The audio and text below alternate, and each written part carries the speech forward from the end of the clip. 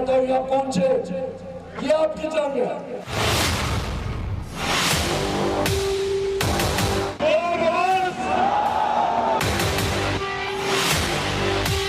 किसी पुलिस वाले ने किसी के ऊपर हाथ उठाया और या गोली चलाई, मैं अपने हाथ से तुम्हें फांसी दूंगा।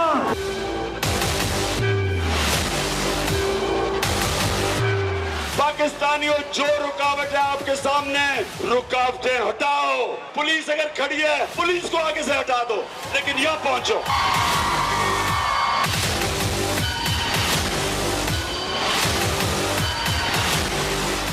टीवी पे भी पहुंच गए लोग, सेक्रेटेरिएट भी आपका बंद है। पीएम हाउस के दरवाजे पर पहुंचकर कब्जा कर लिया है। इमरान खान साहब जो हैं वो एंटी टेररिस्ट कोड से जबरदस्ती जो है वो बरी हो गए। इस जुल्म और ज्यादती के खिलाफ हम अपील करते हैं चीफ जस्टिस ऑफ पाकिस्तान से और चीफ जस्टिस लाहौर से कि वो इंटरवीन करें और इस नाइंसाफी को दूर करें।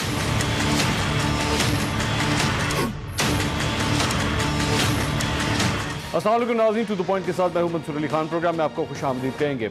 नाज़रीन, मेरे कप्तान के 2 बड़े छक्कों ने मुल्की सियासत के माहौल को गर्म कर दिया है। आज मेरे कप्तान ने कानूनी और मुआशी महाज पर बरवक्त बड़े छक्के लगाए हैं। वो मुकदमा जिसे वज़ीर आज़म इमरान खान की राह में बड़ी रुकावट करार दिया जाता रहा, जिस मुकदमे में उन्हें इश्तिहारी करार दिया गया, दहशतगर्दी की दफात लगाई गई, उस खतरनाक मुकदमे में इंसदाद दहशतगर्दी की अदालत ने वजीर आजम की बरियत की तहरीरी फैसला जारी कर दिया है। मेरे कप्तान, मुबारक हो, आप बरी हो गए। ये वही मुकदमा है जिसमें अदालती हुक्म के बावजूद आप इसी शहर में होते हुए भी अदालत में पेश नहीं हुए। 30 अगस्त 2014 की रात जो कुछ हुआ पूरे पाकिस्तान ने देखा। टीवी स्क्रीनों पर सब कुछ लाइव दिखाया गया, जिसमें देखा जा सकता है कि मुश्तइल हजूम ने रेड जोन में तोड़फोड़ की, सरकारी टीवी पर धावा बोल दिया गया, पुलिस अफसर असमतुल्लाह जुनेजो को मारा पीटा गया, doctor Tahirul Qadri PM house पर कब्जे की खुशखबरी सुनाते रहे और इमरान खान कंटेनर से ऐलान करते रहे कि हुकूमती तख्ता उलटने ही वाला है। लोग पीटीवी तक पहुंच चुके हैं और सेक्रेटेरिएट भी बंद हो चुका है। पीएम हाउस के दरवाजे पर पहुंचकर कब्जा कर लिया है। उन्होंने कहा कि आप अपनी मंजिल पर पहुंच गए। टीवी पे भी पहुंच गए लोग, सेक्रेटेरिएट भी आपका बंद है। नाज़रीन, इस्लामाबाद के रेड जोन में जो कुछ भी हो रहा था उसकी खबर जब मौजूदा सदर डॉक्टर आरिफ अलवी ने मौजूदा वजीर आजम इमरान खान को पहुंचाई तो उन्होंने इस पर मुसरत का इजहार किया और हुकूमत गिराने के लिए इन इकदामात को दुरुस्त करार दिया। भाई साहब, मेरी एक दरखास्त थी, ये पीटीवी के अंदर घुसकर नशरियात भी बंद हो गई हैं। तो चलो अच्छा तो ठीक है। Because you see, now it's all a question of forcing Nawaz to resign. You want to show that the whole thing is gone, because otherwise ये resign नहीं करेगा। ये कल डाल रहे हैं उसके ऊपर, वो जो जॉइंट सेशन पे है। हाँ, मैं कह रहा हूँ उससे पहले रिजाइन करे। पीटीवी पर धावा बोलने वालों ने जो कुछ किया उस पर सरकारी टीवी के डायरेक्टर न्यूज अतर फारूक ने पूरी दुनिया को हमला आवरों के बारे में बताया। इनके हाथ में डंडे थे, इनके हाथ में कटर थे, इन्होंने तारें भी काटी हैं। ये आए हैं, इनको पता था ये ट्रेन थे और इनको ये भी पता था कि कौन सा काम कहां पर करना है। पाकिस्तान में कौमी नशियाती धारा जो है वो बंद कर दे। स्टेट ब्रॉडकास्टर जब बंद होता है तो वो उस मुल्क में एक बहुत बड़ी खबर होती है। नाज़रीन, लेकिन आज अदालत ने 5 बरस बाद फैसला सुना दिया कि मेरे कप्तान मुबारक हो, आप बरी हो गए। दहशतगर्दी के मुकदमात सरकार ने दर्ज किए, अब तब्दीली आ चुकी है, सरकार भी आपकी है, मुकदमा भी आप पर है। ना तकारीर और बयानात की वीडियोस और ऑडियोस को रिकॉर्ड का हिस्सा बनाया गया और ना ही पब्लिक प्रोसिक्यूटर को कोई ऐसा बयान मिला जिसमें ताकत के जोर पर हुकूमत उलटने के लिए ना ही किसी ने अवाम को उकसाया। 131 अफराद के खिलाफ मुकदमा दर्ज किया गया, लेकिन मेरे कप्तान मुबारक हो, आप बरी हो गए। आपके खिलाफ अगर कोई संगीन तरीन मुकदमा है तो अवाम की बढ़ती मुश्किलात का मुकदमा है, वो मुकदमा महंगाई का मुकदमा है, वो मुकदमा बेरोजगारी और मईशत की बदहाली का मुकदमा है। और इसी मुकदमे में अपोजिशन की सियासी जमातें आपके खिलाफ सरगर्म हैं। अवाम के इस मुकदमे में आज आपने स्मॉल इंडस्ट्रीज के लिए जिस पैकेज का ऐलान किया है, उसके बाद आज छोटे सनतकार भी यही कह रहे हैं कि मेरे कप्तान मुबारक हो, आप बरी हो गए। बिजली महंगी होने के बाद सनतकार पिस चुका था, सनती पैदावार तबाही से दो चार थी। आज आपने ऐलान किया कि 1 नवंबर 2020 से छोटी सनतों को आधी कीमत पर बिजली मुहैया की जाएगी, जबकि तमाम सनतों को 3 साल तक 25% कम रेट पर बिजली मिलेगी और कोई पीक आवर्स भी नहीं होंगे। मईशत के इस मुकदमे में जब सनतकार तरक्की करेंगे, रोजगार पैदा होगा, तो पूरा पाकिस्तान बस यही कहेगा कि मेरे कप्तान मुबारक हो, आप बरी हो गए। नाज़रीन, मेरे कप्तान की इसी परफॉर्मेंस के हवाले से आज प्रोग्राम में बात करेंगे। अपने पैनलिस्ट का इंट्रोडक्शन कराता हूं। मुस्लिम लीग नून से तलाल चौधरी साहब हमारे साथ मौजूद हैं। पाकिस्तान तहरीक इंसाफ से सदाकत अली अब्बासी साहब आज हमारे साथ स्टूडियो के अंदर ही मौजूद है और पाकिस्तान पीपल्स पार्टी से शैला रजा साहिबा ने हमें ज्वाइन किया है। सबसे पहले तलाल साहब से पूछना चाहेंगे, तलाल साहब, जो एक अहम मुकदमा था जो PTV और पार्लियामेंट हमला केस के हवाले से था, वजीर आजम को उसमें बरी कर दिया गया, तफसीली फैसला आज आया है और उसमें वाज़ेह तौर पर यह भी देखा जा सकता है कि दरअसल में FIR ही इतनी कमज़ोर काटी गई थी कि वज़ीर आज़म बड़े आराम से इसमें से बरी भी हो गए। तो मुबारक देंगे आप, जिस तरह मैं भी मुबारकबाद दे रहा हूँ, आप भी मुबारकबाद दें वज़ीर आज़म को इस बात पर।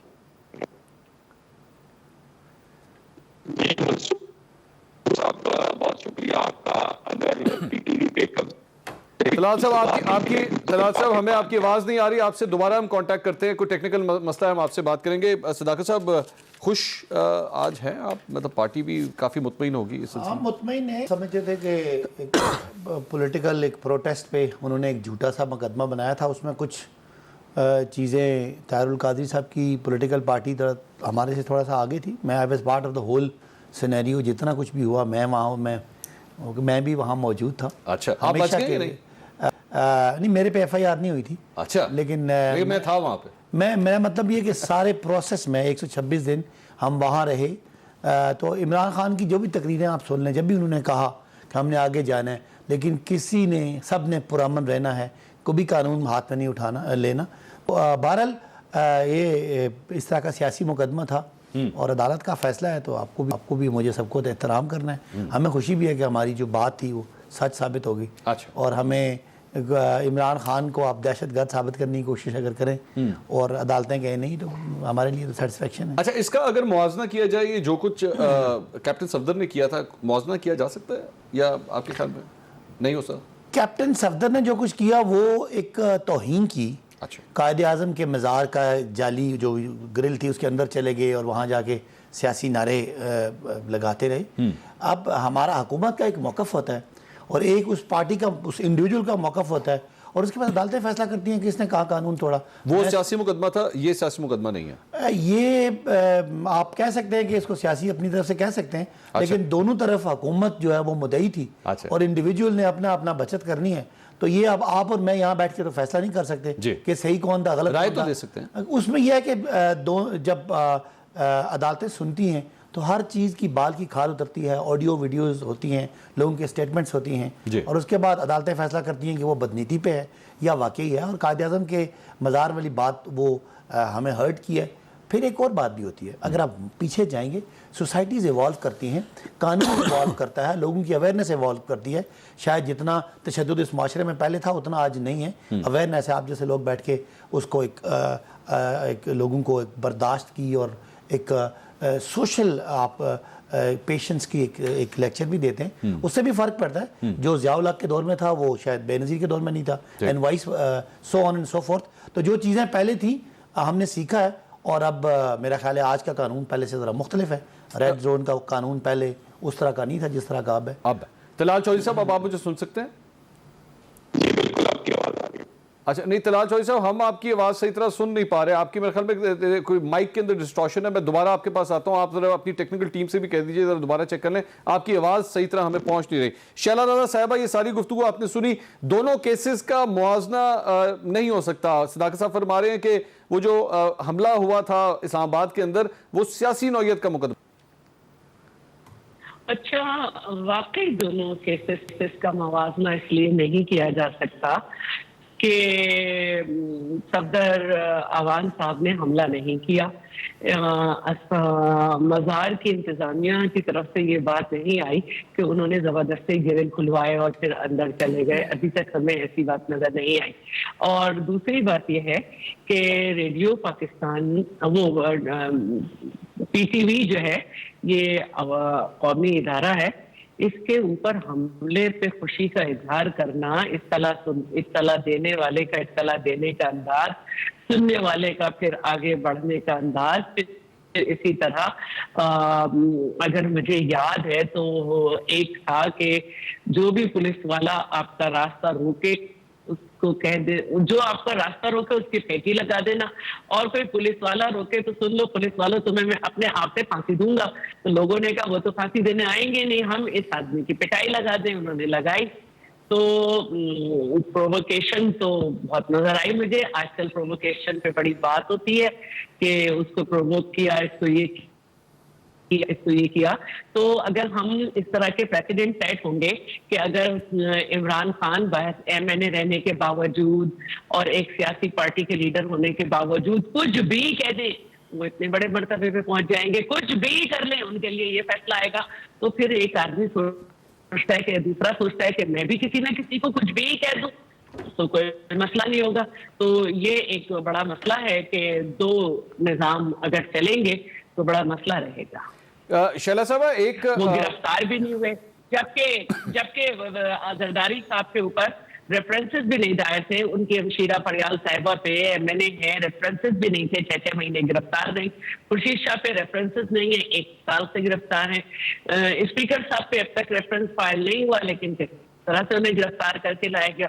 यहाँ पे तो आवाजें हैं, रवैये हैं, सब कुछ है, उसके बाद ये रवैये हैं। शैला साहबा, वो एक रिपोर्ट आनी थी जो मज़ार कायद के ऊपर जो कुछ भी हुआ था और उसके बाद जो गिरफ्तारी हुई थी कैप्टन सफदर की, वो उस रिपोर्ट का क्या बना? कुछ भूल से नहीं गए हम सब? मैं समझती हूँ कि परसों मैंने पढ़ा था कि 1-2 दिन में आ जाएंगे। अच्छा, 1-2 दिन में आ जाएगी। चले, ठीक है नाज़रीन, इसके अलावा और भी चंद अहम खबरें हैं। तलाल चौधरी साहब को हम लाइन पे दोबारा लेने की कोशिश कर रहे हैं। एक छोटा सा ब्रेक लेते हैं, ब्रेक के बाद डिस्कशन को आगे बढ़ाएंगे। हमारे साथ रहिए।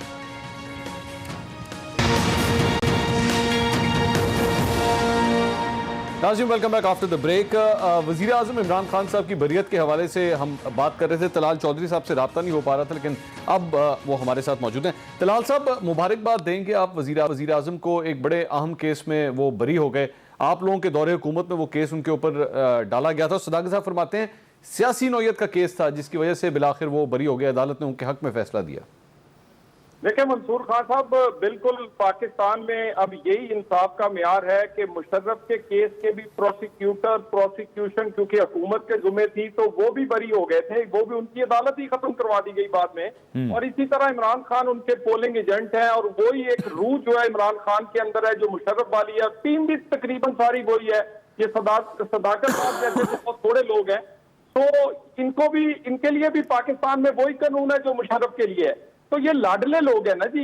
ये अगर PTV पर कब्जा करने वाले, सुप्रीम कोर्ट पर शलवारें लटकाने वाले और पार्लियामेंट का जंगला तोड़कर उस पर कब्जा करने वालों को सजा नहीं हो सकती, तो मंसूर अली खान साहब साइकिल चोर को भी छोड़ दें, गाय चोर को भी छोड़ दें, पाकिस्तान में उन लोगों को भी छोड़ दें। क्यों उन्हें पकड़ा है? क्योंकि वो मुशर्रफ के या उसके पोलिंग एजेंट नहीं है या वो लोग नहीं, लाडले नहीं है। बात ये है, जब पाकिस्तान में दोहरा म्यार होगा तो फिर चीनी आटा चोरों को सजा नहीं होगी और पॉलिटिकली विक्टिमाइज किया जाएगा किसी को। यहाँ पर 2 म्यार हैं। यहाँ पर ऐसे लोगों को मुसल्लत हम पे किया गया जो कि ऊपर से उतरे और नाउजुबिल्लाह, जो ऐसे सादक और अमीन है कि जिनके नजायज घर भी जायज हो गए, जो सादक और अमीन भी करार पाए, जिनके पास चोरी और वो चीनी आटा सब तो वो भी उनको जायज हो गई। तो ये PTV तो छोटा सा मामला है जी। जब मुशर्रफ को माफी मिल सकती है तो उसके पोलिंग एजेंटों को क्यों नहीं मिल सकती? तो ये एक ही लोग हैं, ये पाकिस्तान में प्रिविलेज्ड है। और 70 साल में 4 मार्शलों को सजा नहीं हुई, 4 मार्शल लगाने वालों को, PCO के हलफ उठाने वालों को सजा नहीं हुई। पाकिस्तान में दोहरा म्यार है, यही नवाज शरीफ कहता है, यही हमारी जंग है कि ये दोहरा म्यार अब नहीं रहने देंगे। अब सदाकत साहब, ये तो बात कुछ सही नहीं साबित होती, क्योंकि इसमें इसमें एक और एंगल भी है। फिरदौस आशिक अवान साहिबा, जिनको कल ही मामले खुसूसी वज़ीर आला पंजाब का बनाया गया, उन पे भी करप्शन के बड़े सवेर इल्ज़ाम थे जिसकी वजह से उनको हटाया गया था। देखिए, बहुत सारी बातें तलाल साहब ने कर दी। एक तो उन्होंने 4 मार्शल लॉज का कोई हवाला दिया जी, और साथ नवाज शरीफ साहब को उसमें से हीरो बना दिया।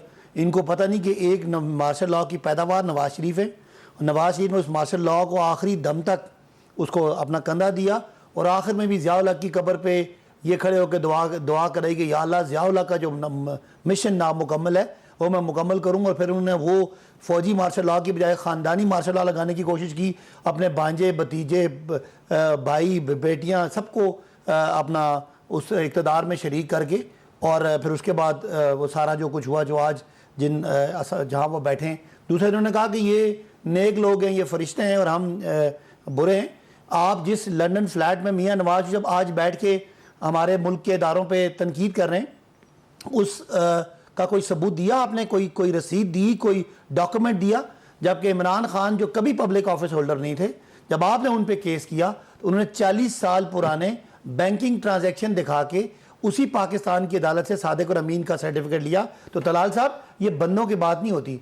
जो बेईमान होता है, जो करप्ट होता है, जो चोर होता है, उसके पास रसीदें होती भी हैं, वो दिखाता नहीं है। उसको पता है एक रसीद पकड़ाई तो 10 गलत निकल आनी है। और जो ईमानदार होता है उसके लिए लोग भी गवाही देते हैं और अदालतें भी इसलिए बनी है। और खुदारा आपका मेरा कोई झगड़ा हो, हमारा लोगों के रोज के झगड़े हैं, इस अदलिया पे इस तरह की बातें करके पाकिस्तान की रियासत को नुकसान ना पहुंचाएं। आगे आपने मुल्की बयानियां, दुश्मनों का बयानियां पकड़ा हुआ है और पाकिस्तान में पाकिस्तान के 22 करोड़ लोगों को दिल में तकलीफ पहुंचाई है आपने, कि जब हमारी इतनी बड़ी अस्करी कामयाबी, हमारी इतनी बड़ी सफारती कामयाबी, हमारी इतनी बड़ी बयानिया की कामयाबी, हमारा दुश्मन मुंह छुपाता फिर रहा था, आज आप जैसे लोगों ने उसको मुंह दिखाने के काबिल रखने की कोशिश की है। तो पूरी कौम को आप पे बहुत दुख है।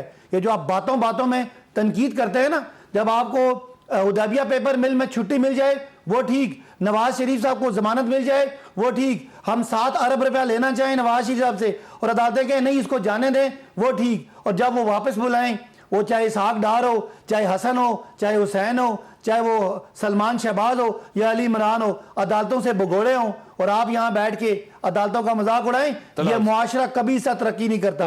हमें बुरा या अच्छा इन अदारों के साथ रहना है। खुदा रहा ऐसी बातें करके मुल्क की रियासत को मजीद इसको कमजोर ना करें। तलाल साहब जवाब देना चाह रहे हैं, मैं शैले साहब उसके बाद आपके पास आ रहा हूँ। जी मंसूर साहब, प्राइम मिनिस्टर को यहाँ लटकाया गया है, वो अटक किलों में गए हैं, उन्होंने वालिद के जनाजों को कंधा नहीं दिया, उनकी बेटियां गिरफ्तार हुई हैं, उनको घर की चादर चार दीवारी तहफ़्फ़ुज़ पमाल बहुत कुछ कारकुनों को कोड़े पड़े हैं। छोड़ दें, हमें सबको सजाए मौत दे दें, लटका दें, लेकिन मेरे साथ मुशर्रफ को लटकाएं और मेरे साथ लटकाओ उसको भी साथ। मैं करप्ट हूं, मैं जो मुझे सजा दो, लेकिन क्या मुशर्रफ को क्यों नहीं देनी?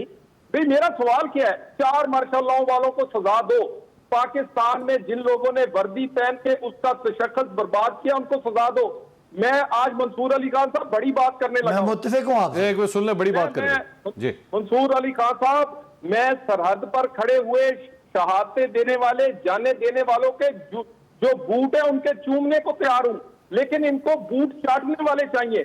मुझे बूट चाट नहीं बर्दाश्त। यहाँ पर मैं अपने शहीद के बूट चूमूंगा, मैं उसका माथा चूमूंगा, मैं उस पर जान दूंगा, मैं ये मुल्क सारा उस पर कुर्बान कर दूंगा। लेकिन खुदा का वास्ता है, ये वर्दी में जिन लोगों ने अपना वॉयलेट किया हलफ, उनको भी सजा दी जाए। क्या यहाँ जज ब्लैकमेल नहीं हुए? उनकी वीडियो नहीं बनी? क्या यहाँ नैब उनके जेरे असर नहीं रहा? क्या यहाँ पर रेफरेंस उनकी मर्जी से, क्या यहाँ पर सजाएं उनकी मर्जी से नहीं हुई? क्या यहाँ पर ये सब कुछ खेल नहीं खेला गया? मेरा सवाल एक सियासी कारकुन के तौर पे, जो मर्जी सियासतदानों को कह दो, लेकिन उन 4 मार्शल लॉ वालों को, उन गलत सजाओं देने वालों को, पीसीओ का हलफ उठाने वालों को, उसको भी मेरे साथ। अच्छा तलाल साहब एक सवाल, आप ये फरमाते हैं 4 मार्शल लॉ लगाने वालों को सजा मिलनी चाहिए, वर्दी के अंदर वो लोग जो सियासत में दखल अंदाजी करते हैं उन्हें सजा मिलनी चाहिए। अगर मैं आपकी बात सुन सका हूं तो यही, अगर वर्दी वाले सियासत में आए तो उनको सजा मिलनी चाहिए, लेकिन अगर वर्दी वाले अगर किसी को सियासत में ले आए तो उस सियासतदान को सजा नहीं मिलनी चाहिए। मंसूर अली खान साहब बहुत आला सवाल किया है। मैंने तो वर्दी नहीं पहनी ना जी, मैंने हलफ नहीं उठाया, हलफ उठाया उन्होंने। अच्छा, वो क्यों मिलते हैं उन लोगों को? वो क्यों गलियों मोहल्लों से लोगों को उठा के सियासतदान और वजीर आला वजीर आजम बनाते हैं? ठीक है, अगर मेरा भी कोई कसूर है उसमें, मेरे में भी सजा दे दें, लेकिन उसको जरूर दे, उसको आप जाता नहीं कर सकते। अच्छा चले, अगर मैं आपकी बात समझ सका हूं तलाल साहब, अगर मैं आपकी बात समझ, आप ये फरमा रहे हैं कि जनाब अगर आप नवाज शरीफ, अगर आप परवेज मुशर्रफ को सजा देते हैं तो बेशक में नवाज शरीफ को भी सजा दे दे, आपको कोई इतराज नहीं। मैंने कहा है जिसने अपने हलफ की रूह गर्दानी की है, वर्दी पहन के सियासत में अमल दखल किसने किया? वर्दी पहनने वाले ने क्यों मिला सियासतदान को? क्यों उसने वजीर आला वजीर आजम बनाया, क्यों उसने अमल दखल किया? पहले उसको सजा देना, उसके बाद अगर कोई उसके काम आया तो वो भी हम तैयार हैं, हम उसका भी कफारा देंगे, मगर ये निजाम ऐसे नहीं चलेगा। ठीक, ये निजाम आप दो निजाम नहीं चलेंगे, एक निजाम। शैला रजा साहिबा, ये आपने सारी गुफ्तगू सुनी, ये निजाम अब किस तरह चलेगा जब ये सूरत हाल बन रही है कि उसको सजा दो फिर मुझे बेशक सजा दे दो, मुझे कोई एतराज नहीं, ये इसी तरह सिलसिला चलेगा? अच्छा, पहली बात तो ये है कि सदाकत अली अब्बासी साहब चैंपियन और क्या कहना चाहिए सरदार अदारा बचाओ, मैं आपको ये बताना चाहती हूँ कि जब फैसला आ जाता है तो वो अवाम की प्रॉपर्टी होता है और उस फैसले पे हम बात कर सकते हैं, इससे इदारे पे कुछ नहीं हो रहा। खुदा के लिए इदारों को इतना कमजोर ना समझो कि छींक मारेंगे तो इदारों को कुछ हो जाएगा और एक साइज के पोस्टर लगा देंगे एक इबारत के तो इदारों की इज्जत हो जाएगी। पहले तो इससे निकल आओ, ये चूरन नहीं बिकने वाला, ठीक है? पहले माजी में भी नहीं बिका, माजी में भी नहीं बिका। गद्दारी के फतवे के लिए आपको मीर सादिक मीर जाफर लाए जा रहे हैं, पाकिस्तान में नहीं मिल रहा आपको कोई गद्दार, ठीक है? इसलिए इससे निकल आए। इदारे बहुत मजबूत हैं, उनके लिए हमारी जैसी पार्टीज के लोगों ने इस खास तौर पे इस अदलिया के लिए जो है शहीद जुल्फकार अली भुट्टो जो थे वो बार एट लॉ करके आए थे और वो समझ रहे थे कि उनके साथ गलत हो रहा है, लेकिन वो मिलॉट कहते हुए फांसी पे चढ़ गए। बाद में उन जजेस ने जाके बाहर जो है वो रो धो के कहा कि हमसे जबरदस्ती की गई। तो इदारे हमें पता है कैसे हैं, ठीक है? हमें ना बताएं, हमें ना बताएं। हमने कभी पार्लियामेंट पे लानत नहीं भेजी, हमने कभी सुप्रीम कोर्ट पे ना शलवारें लटकाई, ना हमले किए पीटीवी पे, और ना ही थानों में घुस के बंदे छुड़ाए। तो ये बातें आप करना छोड़ दें, ये सस्ती बातों से अवाम के जज्बात नहीं भरने वाले, इस बात को आज ही लिख ले, ठीक है? और अब आपने बात की फिरदौस आशिक अवान साहिबा की, तो एक तो इंफॉर्मेशन कुछ एक मिनट शैला साहब, ब्रेक मुझे लेनी है, I want you to continue. एक मिनट आप जरा तफसील से बात कीजिएगा, मैं आपके पास आता हूं ताकि आप इस मामले में जरा तफसील, क्योंकि मैं चाहता हूं ये फिरदौस आशिक अवान साहिबा वाला मामला नाज़रीन मेरी इत्तला के मुताबिक अभी सेटल नहीं हुआ, अभी इस पे और बड़ी डेवलपमेंट्स होनी है और आप अगले 24 घंटे 48 घंटे में देखिएगा और क्या कुछ होता है। मजीद बात करते हैं एक ब्रेक के बाद, हमारे साथ रहिएगा। नाज़रीन welcome back after the break. Break पे जाने से पहले बात हो रही थी फिरदौस आशिक अवान साहिबा की। उनको एक नई जिम्मेदारी दे दी गई, पंजाब के अंदर फयाजुल हसन चौहान साहब को हटा दिया गया। शैला साहिबा इसके ऊपर बात करी थी, लेकिन उससे पहले मैंने ब्रेक ले ली। हमने कल एक ट्विटर के ऊपर एक पोल डाला कि जनाब आपके ख्याल में ये जो इंफॉर्मेशन का शोबा है इसको कौन बेहतर हैंडल कर सकता है, फयाजुल हसन चौहान, फिरदौस आशिक अवान या दोनों ही नहीं? ये रिजल्ट आपके सामने है। तकरीबन 24,000 वोट डाले गए हैं इस पोल के अंदर, उसमें पहले नंबर पे 21% वोट मिले हैं फयाजुल हसन चौहान को, सबसे कम वोट 9% फिरदौस आशिक अवान को, और 70% लोगों ने 70% इतने बड़ी तादाद ने कहा है कि दोनों ही नहीं हैंडल कर सकते। ये इस पोल का रिजल्ट है। मैं जाऊंगा शैला रजा साहिबा के पास। शैला साहिबा आप कुछ बात कर रही थी, मुझे ब्रेक लेनी पड़ गई। जी पीटीआई के इंफॉर्मेशन में फे बड़ा अहम किरदार है। फवाद, फिरदौस, फैयाज और कुछ नहीं तो सेकेंडरी हो जाता है शिबली फराज। तो ये फे की बड़ी अहमियत है। तो अब ये फे फाफ मुंह से तो काम नहीं चलेगा। इंफॉर्मेशन सेक्रेटरी वही अच्छा होता है जो अपनी पार्टी की पॉलिसीज के साथ साथ पार्टी जो डिलीवर कर रही है वो अवाम को बताए। अब अगर ये पे पा फू फू फू करना है तो कितनी देर आप दूसरों में कीड़े निकालेंगे। तो बेहतर ये है कि आप किसी को भी रखें, पे को रखें, पे को रखें, चे को रखें, हमें कोई मसला नहीं है, लेकिन खुदा के लिए कुछ अपनी पार्टी की परफॉर्मेंस जो है उसको बताने का इंतजाम करें कि रटे रटाए दूसरों के ऊपर कीड़े निकालने वाले खत्म कर दे बयाना। दूसरी एक बात सदाकत अब्बासी साहब ने की थी कि ये जो है ना रसीदे दें और ये करें, और ये तो करते नहीं है। तो मेरा इनसे कहना है कि पार्टी फंडिंग केस में जो रसीदें मांगी जा रही हैं वो आप दिलवाएं, उसकी देर ना करें, क्योंकि ये भी बहुत जरूरी है।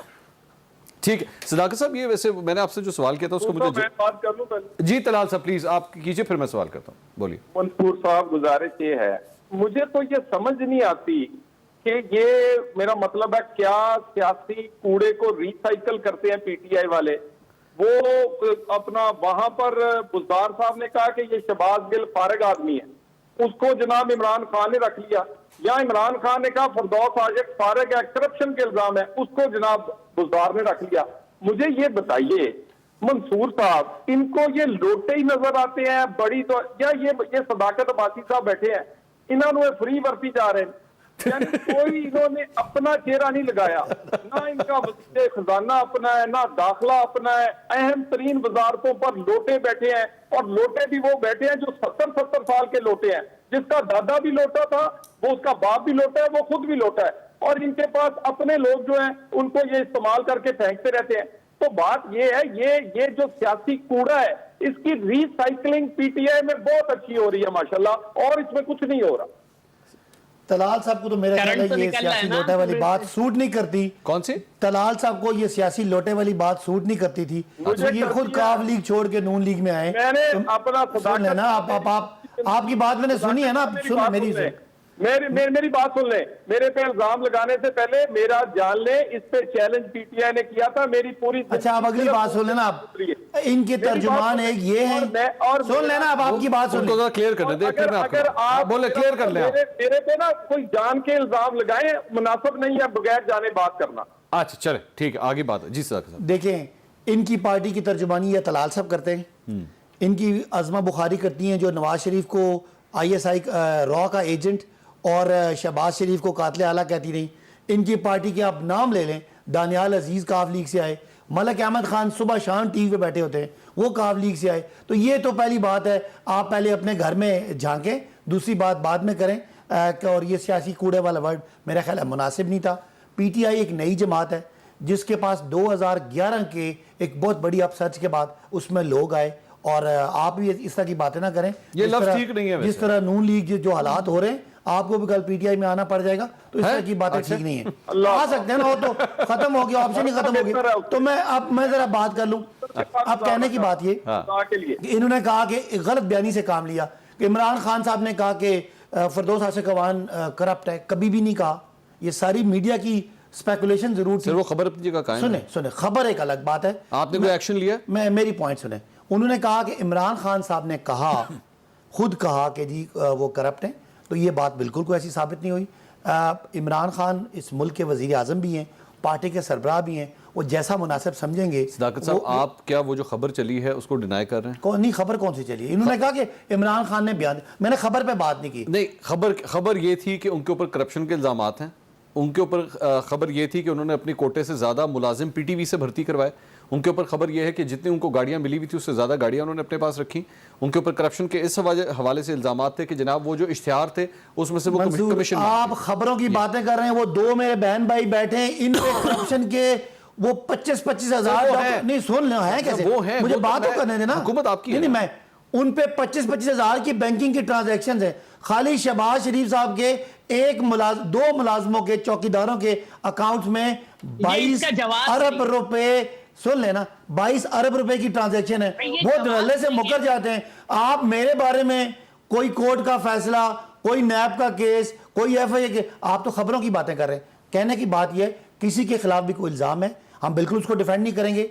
हम इसी अदलिया को, इसी नैब को, इसी FIA को ठीक समझते हैं। हमें ये नहीं कि कड़वा कड़वा, तू तू और मीठा मीठा आप। लिहाजा जिस भी मेरे किसी पार्टी के फेलो के बारे में अगर कोई केस है, कोई सजा है, तो बात करें। ये जब इनके हक में फैसले होते हैं, वो सब अदालतें भी ठीक होती हैं, जज भी ठीक होते हैं, और तारीख भरी पड़ी है क्योंकि इतने बड़े बड़े रिलीफ मिले। ये जो खाली हुदैबिया का जो इनको रिलीफ मिला हुआ है, वही कहते हैं ना मनी लॉन्ड्रिंग के केसेस की माँ है, कि जिधर कोई कंपनी नहीं है, कागजी कंपनी है, और उसमें अरबों रुपए की ट्रांजैक्शन होके दिखाई जा रही है। तो मेरे भाई, हमारा करप्शन के खिलाफ जरूर बयानिया है। किसी इंडिविजुअल की करप्शन या तो कोई डिपार्टमेंट या कोई इदारा या कोई कोर्ट करेगा, आप और मुझे कोई हक नहीं है। बाकी अगर लोटों की बात करेंगे तो जितने लोटे नवाज शरीफ साहब ने संभाले, इतना मेरा ख्याल है किसी और पार्टी में नहीं संभाले। पॉलिटिकल लोग हैं, जब पार्टियां टूटती हैं, पीपल्स पार्टी पंजाब में खत्म हुई, काफ लीग खत्म हुई, अब नून लीग खत्म हो रही है, तो हम लोगों को खत्म तो नहीं कर सकते। शैला रज़ा साहब नाज़रीन जवाब देना चाह रही है, लेकिन मुझे एक ब्रेक लेनी है, मुझे एक ब्रेक लेनी है। ब्रेक बड़ी जरूरी है नाज़रीन। ब्रेक के बाद डिस्कशन को आगे बढ़ाते हैं, हमारे साथ रहिए। क्या बात सही थी नाज़रीन, welcome back after the break. लोटों के हवाले से बात हो रही थी और सारी पैनलिस्ट इस हवाले से बात कर रहे थे, लेकिन शैला रज़ा साहबा कुछ कहना चाह रही थी इस सिलसिले में, क्योंकि पीपल्स पार्टी का भी जिक्र हुआ कि जनाब पंजाब के अंदर जब पीपल्स पार्टी तितर बितर हो गई तो कई लोग जो हैं वो पाकिस्तान तहरीक इंसाफ में गए, क्योंकि लोगों ने सियासत तो करनी थी, उनको एक बेहतर प्लेटफॉर्म चाहिए था, जिसकी वजह से उन्होंने तहरीक इंसाफ को चुना। शैला रज़ा साहबा इस पर कुछ कॉमेंट करना चाह रही थी, मुझे ब्रेक पे जाना पड़ गया। जी शैला साहबा। मैं ये कहना चाह रही थी कि जब फिरदौस आशिक अवान साहिबा को मुशीर इत्तलात बनाया गया था तो अंदर की खबरें यही थी कि पीटीआई में बड़ी बेचैनी है और वजीर आजम इमरान खान साहब भी जो हैं वो कंफर्टेबल नहीं है, और उसके बाद जब उनको हटाया गया तो फवाद साहब का भी बयान जो है वो बिल्कुल आजकल वायरल भी हुआ है कि कोई भी उनसे खुश नहीं था, अच्छा वाट गई वगैरह वगैरह वगैरह।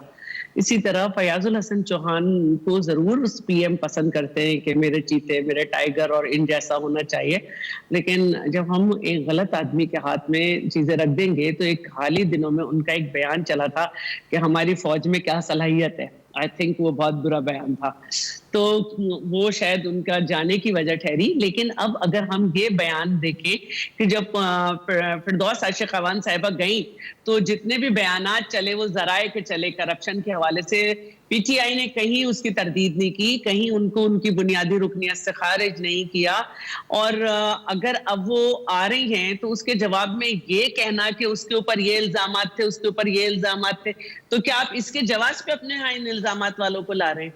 तो सदाकत अब्बासी साहब ये डिफेंड करने का तरीका नहीं है। और दूसरी बात यह है कि अब आप दूसरों की पार्टी के बजाय अपनी पार्टी को तवज्जो दें, जो मुख्तलिफ पार्टी से होते हुए भी आपके यहाँ पना ढूंढने आए थे, लियाकत जतोई और ये सब, ये जा रहे हैं आपके हाथ से। अच्छा ठीक है। तलाल चौधरी साहब, ये सर सारी जो बात हुई इसमें अभी थोड़ी देर पहले जो बात हो रही थी लोटों की, आपने एक लफ्ज भी इस्तेमाल किया, सियासी कचरा। सर ये लफ्ज ना इस्तेमाल किया जाए तो बेहतर नहीं है? मेरे ख्याल में किसी की तज़हीक होती है इस तरह का लफ्ज इस्तेमाल करने से। देखिए मंसूर साहब, खुद ही बनाते हैं अपने आप को कारकुन की, उस सियासी कारकुन की, मैं अब सदाकत अब्बासी है, मैं ये सियासी कारकुन है भाई। मैं देखे नसीम अफजल चाह ने पार्टी बदली है, मैं जिंदगी में कभी उसको ऐसा लफ्ज नहीं इस्तेमाल करूंगा भाई। जिंदगी में कोई एक पार्टी बंदा बदल ले, एक वो हमारे पास है, वो लोटे मल्टीपल होल्स वाले, वो बेशुमार सुराखों वाले, काफ लीग के वजीर भी थे, पीपल्स पार्टी के भी थे, नून के भी थे और अब पीटीआई के भी हैं। यानी जो हैबिचुअल है उनको तो खुदा के लिए लोटा कहना। मैं किसी, देखे अजमा है, वो मेरी बहन है, उसने एक पार्टी एक दफा बदली है, वो अब वहां बैठी है। इसके अलावा देखिए ना कि जो मल्टीपल पार्टी बदले, मैं उनकी बात कर रहा हूं। देखिए अगर 22 साल मुझे तो यही सबक पढ़ाया है, चले हमें तो बेवकूफ पूरी कौम को इमरान खान ने बनाया, उन्होंने हमें बताया था कि right man for the right job, और लगता यह था कि उनके पास पूरी दुनिया के कोई लोग इकट्ठे हैं कि जैसे सीईओ लगाए जाते हैं माइक्रोसॉफ्ट के, बड़ी कंपनीज के, मल्टीनेशनल्स के, वैसे लगाया करेंगे। हमें मिला गुस्तार, हमें मिले लोटे पे लोटे। और मुझे बताएं सदाकत अब्बासी में क्या कमी है भाई? यानी आप वो फिरदौस बाजी को लगा देते हैं, आप लीग की वो तर्जमान। ये आप सदाकत अब्बासी साहब का साथ दे रहे हैं, उनकी टांग खींच रहे हैं। मेरी बात सुने ना, हमने नून में शामिल होने की कोशिश की, हमने लिया नहीं। यानी कोई दौर ऐसा नहीं छोड़ा जिसमें उसने इक़्तिदार की पार्टी में आने की कोशिश ना की हो, और कोई सियासी कारकुन लेकर आए। 70% इनकी जो इस वक्त कैबिनेट है वो हैबिचुअल लोटों पर है, जिसके दादा नाना जो थे वो अंग्रेजों के पांव धोते थे, उसके बाद वो हर हुकूमत में रहे। मैं सदाकत साहब को सर मौका दे दूं, सदाकत साहब इसका जवाब देना चाह रहे हैं। सदाकत साहब देखिए, हमारी पार्टी की ना कभी पीपल्स पार्टी से बहुत बड़ी लड़ाई रही, ना मुस्लिम लीग नून से लड़ाई रही, लेकिन तलाल साहब जिसकी बात करें, नवाज शरीफ साहब की डायरेक्ट लड़ाई मुशर्रफ साहब और काफ लीग से थी, उनसे टूट के बने थे। जो ही नवाज शरीफ साहब आते हैं तो कुछ 150 बंदा काफ लीग का वो MNAs MPAs लेते हैं। तो तलाल साहब ऐसी बात ना करें। मैं तो ये बात मानता हूं कि PTI बनी है, PTI जब बनी है और पंजाब की सियासत है ही डेरों की सियासत थी, इलेक्टेबल की सियासत थी, और हमने 2013 का इलेक्शन लड़ा, मैंने भी लड़ा, शाहिद खान अब्बासी के मुकाबले में लड़ा, लेकिन मैं कोई 50,000 वोट ले सका। जाहिर है वो नहीं थी, मेरे पर वो तजर्बा नहीं था। मेरे मुकाबले में सरवर खान साहब लड़े तो वो जीत गए, वही लीडर था, उसी तरह का हल्का था। चले अगली दफा मुझे पार्टी ने मुझे चांस दिया, मैंने आपका इलेक्शन जीत के इस पूरे ज्यादा मैं एक तलाल साहब की ये जो बात है कि वाकई इंफॉर्मेशन के हवाले से आपको चांस क्यों नहीं मिलता? माशाल्लाह, आप बोलते भी बड़ा अच्छा है, देखें आप डिफेंड भी बड़ा अच्छा करते हैं। देखें ये मेरे पास जो कुछ भी है वो मेरी पार्टी की अमानत है। मैं इमरान खान मेरे लीडर है, वो मुझे 12वां खिलाड़ी 18वां खिलाड़ी रखें या ओपनर खिलाएं, ये उन्होंने बेहतर समझना है। मैं अपने नजरिए के मुताबिक ड्यूटी कर रहा हूं। आपकी पार्टी के अपने अंदर दरअसल में एतराज है कि नॉन इलेक्टेबल्स को ज्यादा चांस दिया जाता है। उसकी वजह क्या है? कुछ लोग हैं जिन्होंने कहा पार्टियां बदलते हैं। जाहिर है कुछ ऐसी होती हैं जॉब्स जिसके लिए एक्सपीरियंस या मल्टी फेरियस एक्सपीरियंस, जैसा आप जितना मर्जी फरदौस आशिक साहब के बारे में बात करें, वो उनका एक मल्टी पार्टी एक्सपीरियंस है और उसकी भी हमें जरूरत है इस वक्त का। जिस तरह मल्टी पार्टी एक्सपीरियंस है, मैं कहता हूं ये अच्छी बात होती है। मल्टी पार्टी का देखिए ना, पार्टी का नजरियाती कोर भी होता है। सुन लेना भाईजान, एक नजरियाती कैडर भी होता है, लेकिन सारे लोग नजरियाती नहीं होते। ये वो टेक्नोक्रेट हैं जिनकी हमें जरूरत है। और जिस तरह की तनकीद आप इदारों पे करते हैं तलाल, बहुत शुक्रिया सदाकत अली अब्बासी साहब, तलाल चौधरी साहब और शैला राजा साहब। नाज़रीन, कल मुलाकात होगी। अल्लाह हाफिज।